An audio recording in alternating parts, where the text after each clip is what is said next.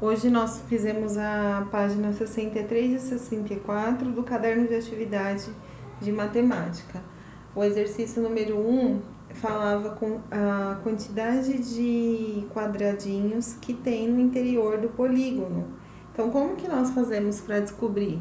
Eu conto, né, os lados, né, eu multiplico, né, os lados. Então, aqui no caso, como que eu tava falando para vocês fazerem, né? 1, 2, 3, então aqui 3, né? Vezes 1, 2, 3, 4, 5, 6, 7, 8. Então, a gente faz 3 vezes 8 e depois 1, 2, 3, 4, 5, que é essa parte aqui, vezes essa. 1, 2, 3, 4, 5, 6. Então, fica 3 vezes 8 mais 5 vezes 6, tá? E aí eu encontro a quantidade de quadradinhos que eu tenho aqui dentro do meu polígono. Só que aí tá falando por que a Lavínia errou, né? O que aconteceu aqui?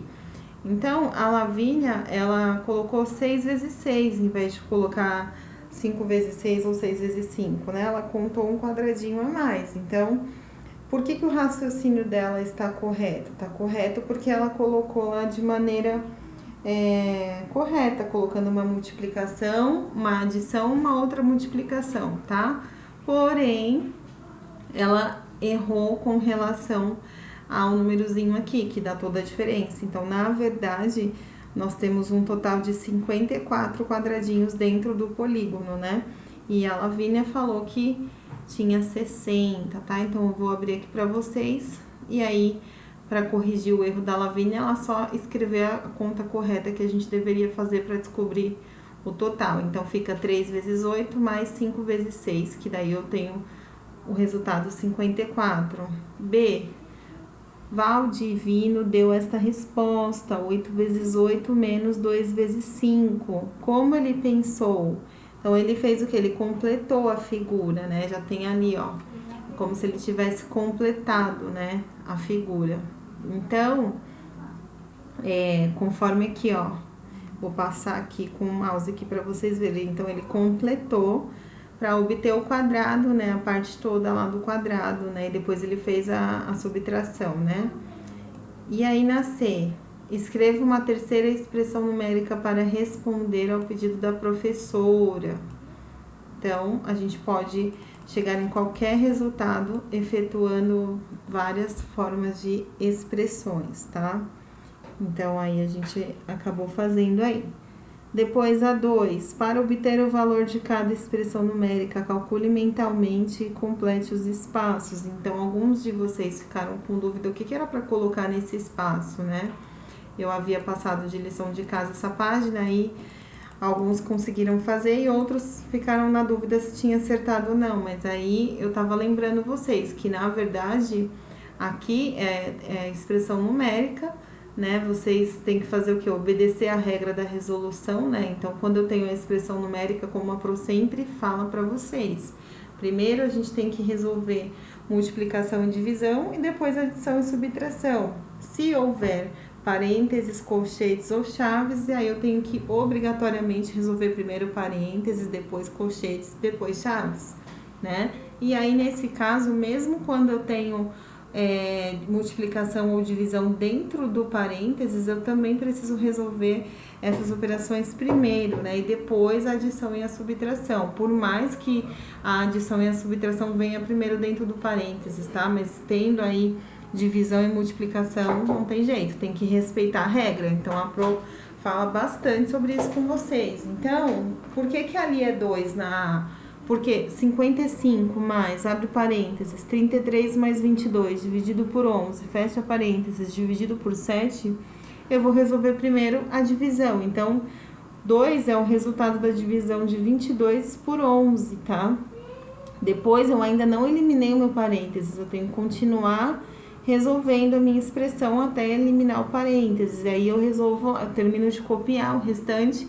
E aí fica 33 mais 2, quanto que é? 35. Aí eu copio lá, notem que agora eu eliminei o parênteses, e agora eu tenho 55 mais 35 dividido por 7.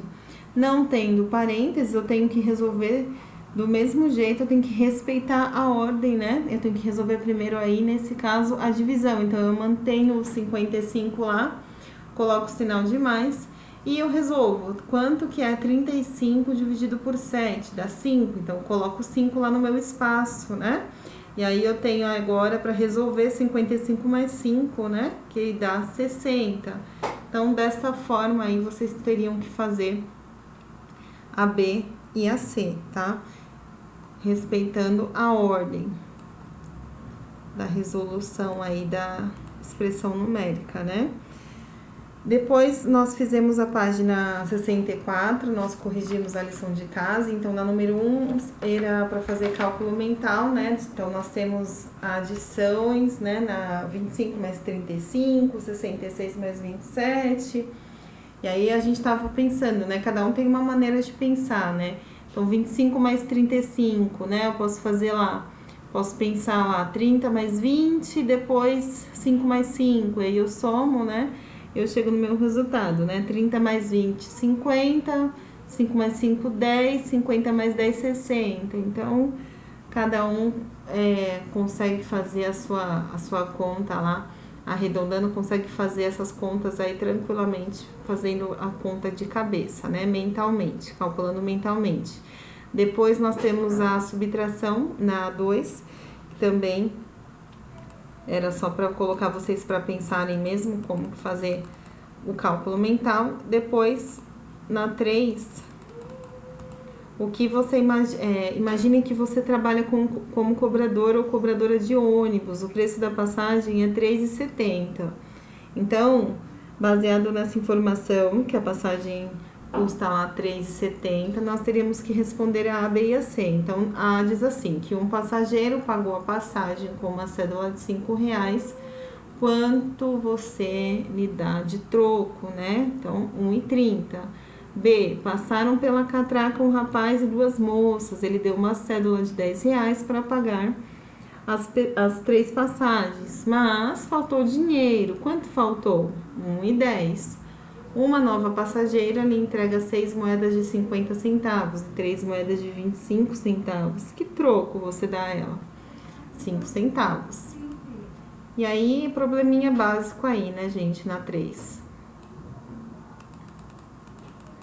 Depois, na 4, seria para vocês fazerem o quê? Eu achei bem bacana, achei bem legal esse exercício, porque vocês tinham que marcar um X no resultado mais próximo, né, das contas aí. Então, na A tá falando, o resultado mais próximo de 41 mais 58 mais 69. Então, se a gente fizer o cálculo lá, a gente faz o cálculo de cabeça, a gente sabe que esse resultado dá 168. Então, qual número dessas 3 opções é mais próximo de 168? 180, 170 ou 160? 170, né, gente? Então, é só colocar um X lá no 170. Mas aí teve gente que falou pra mim, ah, não, mas eu coloquei 160. Mas por que não é 160? Porque nós temos o 170 como opção. Quando eu falo a diferença aí de 168 para 170 são só 2 números. Porém, a diferença de 160 para 168 são 8 números, que é uma diferença maior. Então, qual que é o número mais próximo de 168? 170 ou 160? 170, né? E assim vocês tinham que fazer aí com o B, C e o D. Então, nós corrigimos e o resultado ficou 170, 400, 1.460. Hoje nós tivemos apenas uma aula de matemática, então nós finalizamos aqui com a correção na página 64.